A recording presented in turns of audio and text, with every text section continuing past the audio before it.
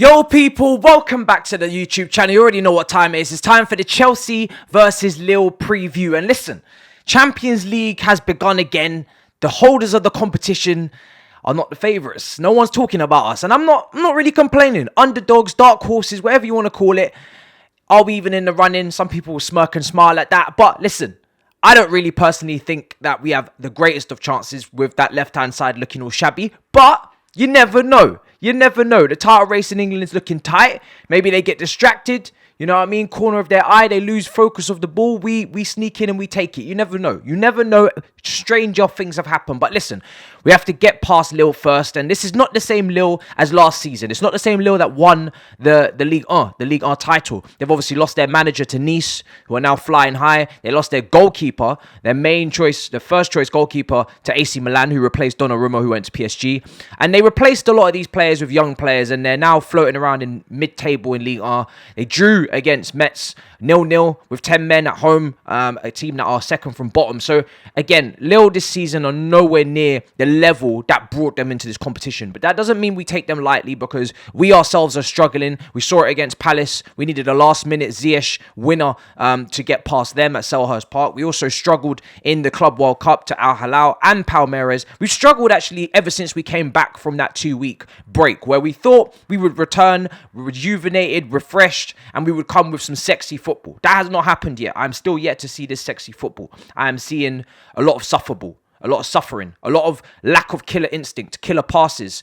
Lovely analytical review of the game from Match of the Day I saw on playback. They managed to break down why Lukaku was not at fault for anything. Now listen, I don't quite agree. Okay, yes, there's not a lack of killer passes, and I think partly that is due to the lack of, Chelsea not being strong enough in transition to deal with any loss of possession. So they are playing this passes safer. And also, I've said this already, I don't really rate our players in terms of making that killer pass. I don't think there's many players in our team that can make that cutting edge pass. Very few, if that. Maybe Kova and Ziyech at the moment on form.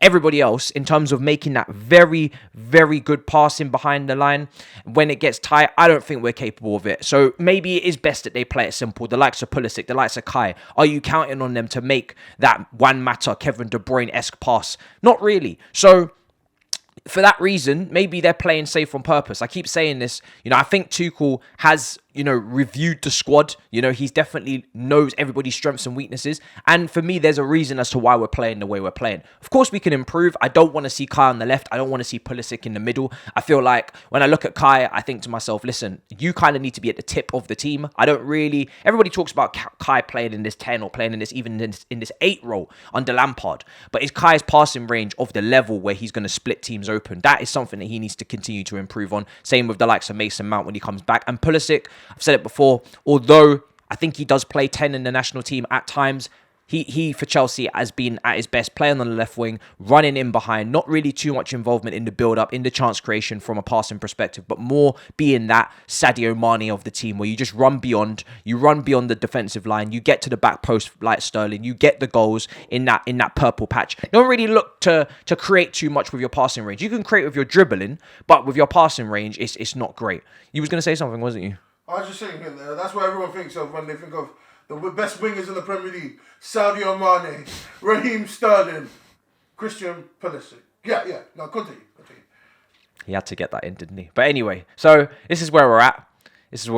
You lost to Tottenham. You shouldn't be having this chest. No. You shouldn't be having this chest. You need to calm down. You need to wheel it back in, yeah? You're still rocking things from a couple of days ago. I'll rock whatever I need to rock. Do you know what I'm saying? I'm desperate. I'll clutch at any straw I need to clutch at. But anyway, for this game, again, Lille at the weekend played a 4-4-2. So it'll be interesting to see if Chelsea stick to their 4 at the back. I think we potentially will. I'm not too, well, first of all, Thomas Tuchel's made it very clear that Hakim Ziyech on the right-hand side is the way forward at the moment. He's obviously the best player at the moment. He's the one in form. So really, you get the best out of your informed players. And right now, Hakim Ziyech is playing on the right and performing very well for Chelsea. He was the only person in the attack at the weekend to have any sort of creativity or any sort of threat. Everybody else in the attack was poor. We've gone through Lukaku's stat line. It's not great. Now, for me personally, again, I'm saying it, I wouldn't start Lukaku. I think he's way off the pace. I think he's very disconnected from the rest of the team. Same with Ronaldo for Manchester United against Leeds. Again, another disconnected figure in that Manchester United team. I feel like these two players right now, they don't really mesh with what the rest of the team are trying to do. I would personally take him out. I've been saying in most previews now, outside of Palmeiras, that we should take him out. I think Kai starts at the tip for me, and then you go from there. If you go with Ziyech on the right, whether you go with two up top, maybe some will say, Pulisic gets another opportunity. Him and Hudson-Odoi continue to rotate. They're both not putting in consistent performances. I've said this many a time. They're both lacking very key characteristics to perform at the high level consistently, whether it's passing range, whether it's shooting from either or player. They are inconsistent, and they will probably remain inconsistent until the end of the season. The only person I'm looking to for some consistency until the end of the season is Ziyech. I'm still waiting on Lukaku to do something, and Mason Mount, when he comes back, again needs to get some consistency because he hasn't been great in recent months. But defensively, Chelsea are looking fine. Again, there's no away goals. Let's talk about it. There's no away goals as well. So defensively, we're looking good for clean sheets at the moment, but there is no away goals. Now, for me personally, from reviewing the Champions League last week, it did seem to make things a bit more defensive in terms of the away team's approach. Lille are away. I expect them to be defensive regardless, but watching Real Madrid last week, they were very, very defensive against PSG. No shots on target at all. So, yes, sir. Good things for you. Renato Sanchez is out with an injury. You still need to... Jonathan David, their big threat, of course. 17 goals this season in Ligue 1.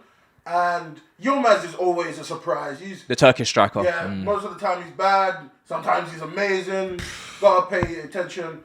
Two in the midfield, Zika, and Jonathan Bamba. Just things you need to pay attention to. They're not really doing that much. They're underperforming this season. The defence is very shoddy. Botman's been nothing special. Jose Font, he's old, legend. Oh, Southampton guy. Yeah. He's been there for a while. He's like 35. Jesus. Yeah. Inconsistent as hell. Well, you should be alright. Renato Sanchez. That's the big one. If he was in, he's not in there. Yeah, so we should dominate the midfield. Great opposition analysis there. We should really dominate the midfield. Who we play in that midfield? Listen, I think it's an interesting one. Obviously, Kova probably has to come back in. He obviously didn't start at the weekend. That was Kante and Jorginho. You continue to rotate those three. I don't think Loftus-Cheek's cameo at the weekend deserves any sort of look in for this game. And Saul Niguez, I have no idea where the man's gone. He's disappeared off the face of the earth. So you're going to probably be looking at a Kova, potentially Jorginho pivot. We're going to dominate possession. I think those two are the best in possession for Chelsea. You could probably afford to give Kante this rest in this game, considering there's no Renato Sanchez, and then maybe bring him back for the second leg when it is the do or die decider. But the defense, like I said, we're very much looking comfortable. Reece James should be hopefully back soon, maybe at the end of this week, start of next week. I don't know if he plays in the Carabao Cup final. We'll have to see. Mason Mount trying to get back for the Carabao Cup final as well. And Azpilicueta, touch and go. So for me personally, defensively, we shouldn't have any problems. We have been good defensively. We did go through a rut in the winter break. We have recovered from that and kicked on from that now and started to build up a nice run of clean sheets.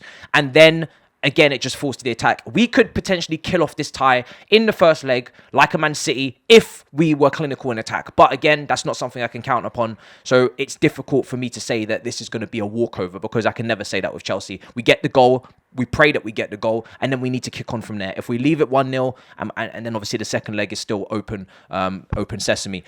For me, I just want us to perform better. I said against Crystal Palace, it wasn't important about the performance. We just came back from Abu Dhabi, maybe jet lag, maybe anything. I'm going to give them all the travel excuses they could ever want and need. They were halfway across the globe. It happens.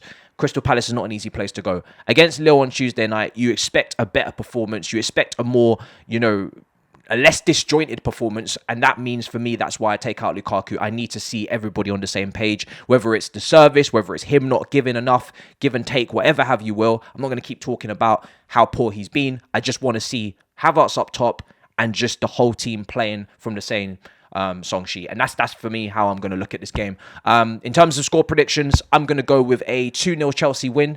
I'm not saying we're going to blitz them, but I'm hoping we can at least get a 2-goal cushion going into the game in France. Obviously, when we go to France now, you need an antigen test. And I found out the hard way in Dover, didn't I? When I got absolutely fucking trapped in the south of England. But anyway, before I went to Paris, you need to be jabbed up, basically, boosters. So we're going to see which players don't have the facilities for that, aren't boosted up. Unfortunately, they're about to be exposed, and they're not going to be able to go to Lille, and they're not going to be able to play. So we may have to send a bit of a weakened team. We don't know who's available, who's not. We're going to find out. So we actually do need to take care of business in England when everybody's available. Antigen test is basically the side chick to the PCR. Oh.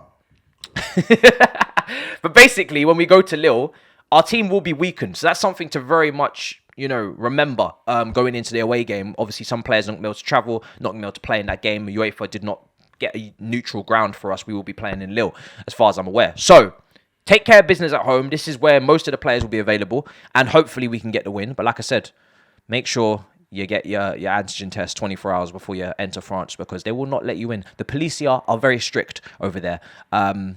Smash up the icons and subscribe.